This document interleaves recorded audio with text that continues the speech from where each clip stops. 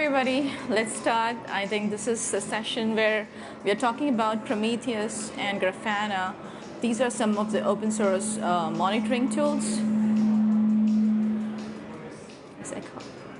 And so we're going to see how a Kubernetes cluster that's deployed with VMware Kubernetes Engine can be used to install Grafana, get Prometheus on it, and how it helps you monitor your cluster, right? So I think everybody was in the VKE introductory session, so I'm going to skip a couple of slides. Essentially, this is Kubernetes as a service. Now, what is Prometheus? Prometheus essentially is it's a monitoring tool. It's primarily a time series-based monitoring tool. I mean, it could monitor multiple things, but it works best when it's monitoring data coming in a time series format. And what does that really mean? A time series format is really where you're monitoring a specific metric on a specific interval, constantly collecting that, right? For example, if you own shares or if you monitor any shares in stocks, right? Those stocks, if you look at the charts, they are a really good example of time series because they're monitoring the stock price at every interval. So why this is becoming really popular is rather than having an event log into a specific monitoring system like this happened or that happened, time series really helps you determine a pattern, right? So that's why some of these really, systems and tools are becoming really popular that are time series based. And time series based monitoring systems also use a special kind of database to do that helps them store information very quickly. And it's usually called a time series DB. They're very different than your relational databases or NoSQL databases. They effectively, it's like a series, an event, a timestamp, and labels. So that's what Prometheus is. Prometheus is an open source tool. It's an open source software hosted under the Cloud Native Computing Foundation. It is it is the second project after Kubernetes to be graduating the foundation. And what that really means is that CNCF takes a lot of things into account before making a project from incubation to completely graduating it.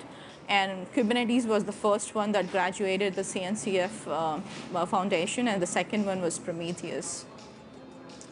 What Prometheus can do, essentially, it helps you store these different metrics. You can send it towards the Prometheus server.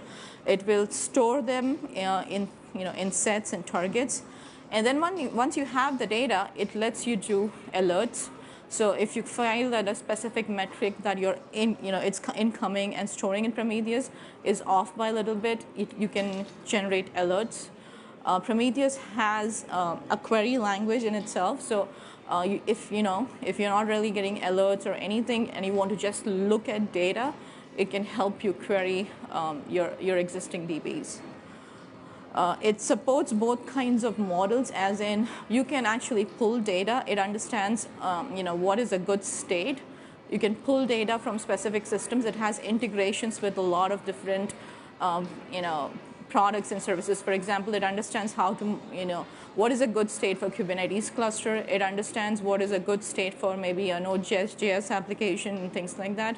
So it has multiple integration points. You can even extend it if you want for your specific application. And of course, there's a graph chart where you can visualize that data eventually. From an architecture perspective, that's a Prometheus server. The Prometheus server also has a database inbuilt. It's a TSDB.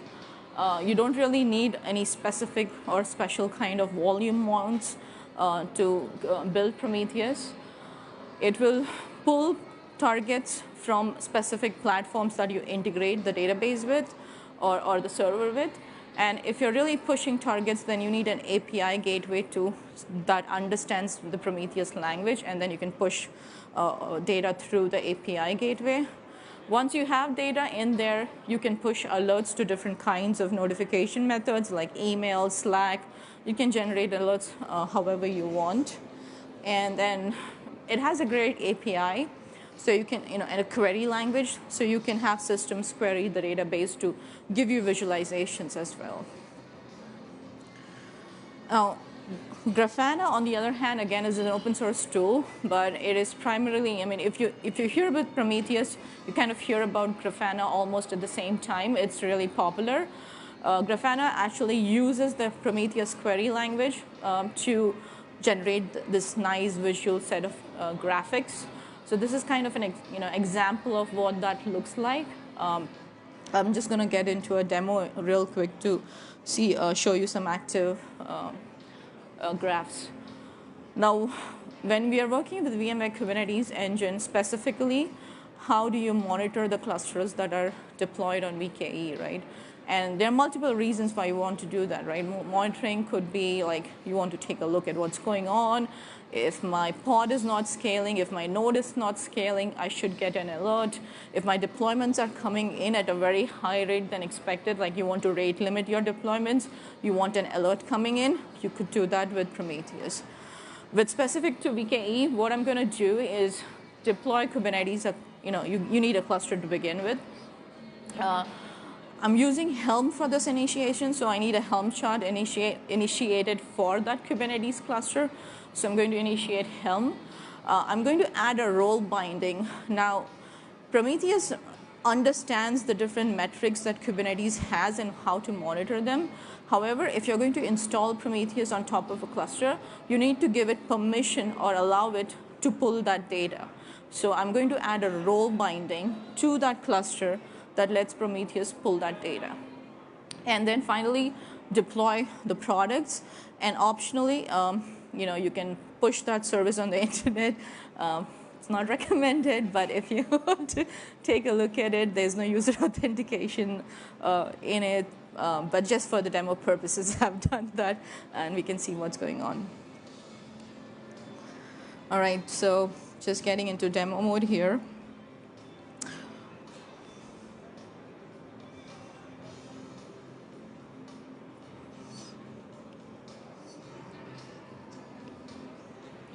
All right, so this is my cluster in VMware Kubernetes engine.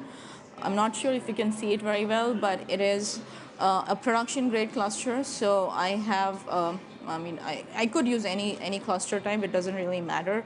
But this one happens to be a production-grade cluster. Currently, there are 4 namespaces. So I went ahead and sorry, it should show you one more namespace here.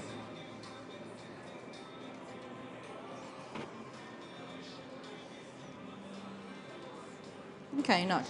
So there are some namespaces already. Let's take a look at the K8's UI to see what's going on in there.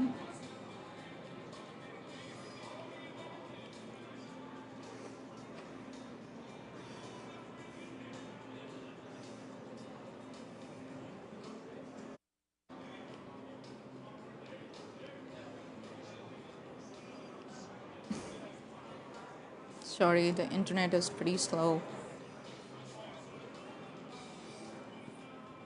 Okay, so there are just a couple of namespaces. What I'm going to go and do is get Helm chart to deploy Prometheus and Grafana. It's a very simple, straightforward command. I'm already logged in, so this is the command I use to kind of instantiate the role binding needed. So I'm basically saying, create a cluster binding for Tiller, which is going to install Prometheus for me using Helm, and give it a cluster admin role for the namespace Tiller, Cube system. And then I'm going to use Helm to actually deploy Prometheus and Grafana. So I'm just taking some of my notes because it's pretty long to type. So here I'm saying Helm. All right. Maybe I'm not in the right. Okay. Let me instantiate a Tiller again. Okay.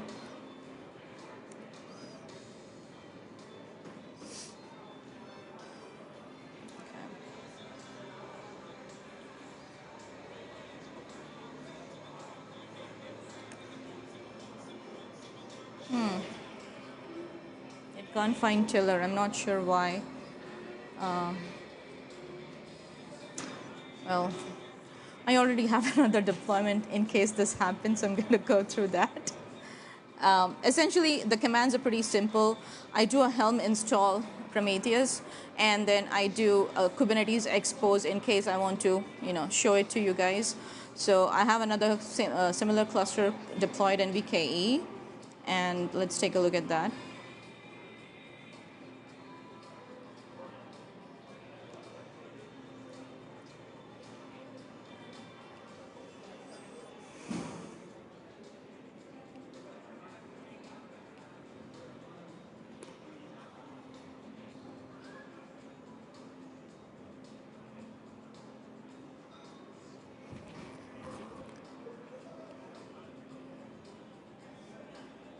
So in this one, I have actually created a namespace where, using Helm, I've deployed Prometheus.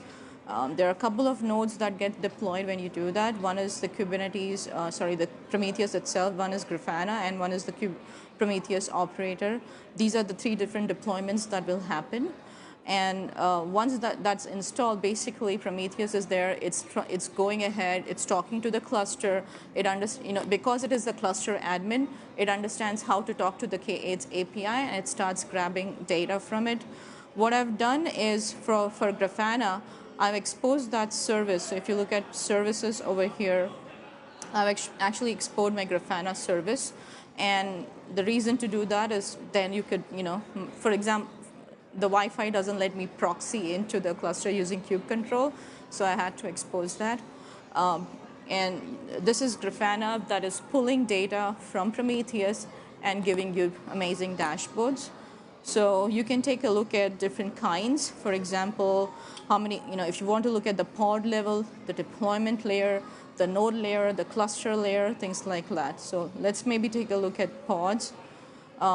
It will show you CPU, memory, network usage. You can even define, for example, I have a dispatch pod over here deployed.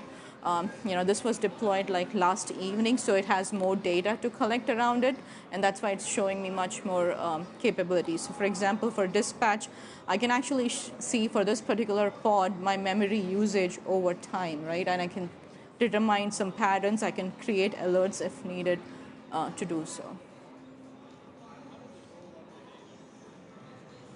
So the question is, how does it roll up the data?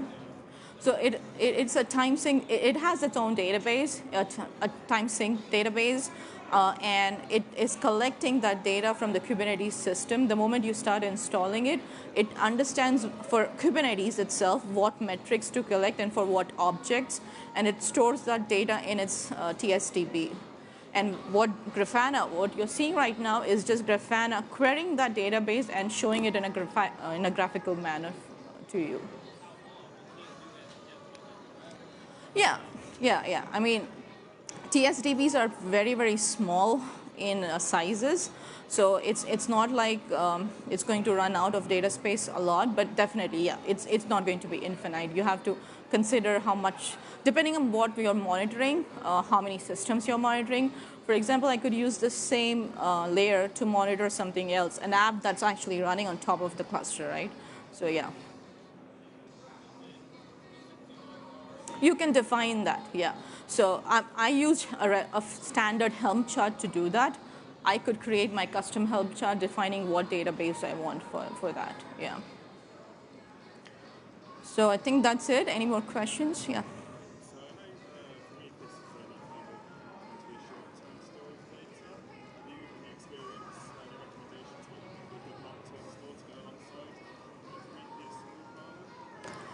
So the question is there a recommendation for a database that could go longer? That's the question. I mean, it has its own TB built in. I'm not sure if it will allow you to select a different kind of TSDB. Is that the question, right?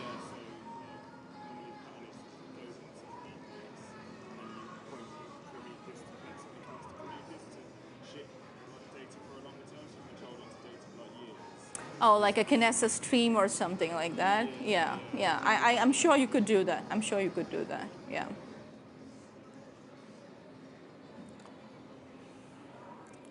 Any other questions? Is there a particular thing which means that you prefer Prometheus over something like Influx, for example? Is there a way you prefer Influx over? Asking for your opinion. Oh, my opinion. I haven't played with Influx, so I don't know much about it. Yeah. I think Grafana is like the most popular, or sorry, Prometheus is the most popular choice we have hearing. And I mean, it's number 2 with the Kubernetes CNCF. So it's, yeah. Any other questions? All right. Thank you so much.